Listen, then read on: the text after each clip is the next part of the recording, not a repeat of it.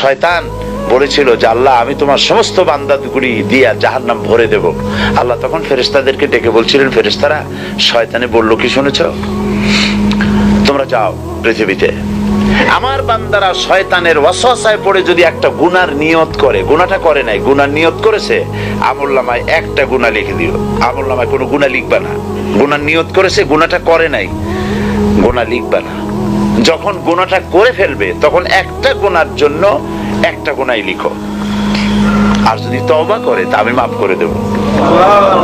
আর যদি আমার বান্দা একটা নেকের নিয়ত করে, একটা নেক কাজের নিয়ত যদি করে, তাহলে কাজটা করে নাই, নেক কাজের নিয়ত করেছে, হজে যাবে নিয়ত করেছে, যায় নাই, যেতে পারে নাই, এখনো দান করবে এখনো করে নাই, নিয়ত করেছে, আমলনামায় একটা নেকি লিখে দিবা। আর যখন নেকের কাজটা করা হবে তখন 10টা গ্রেস মার্ক লাগাই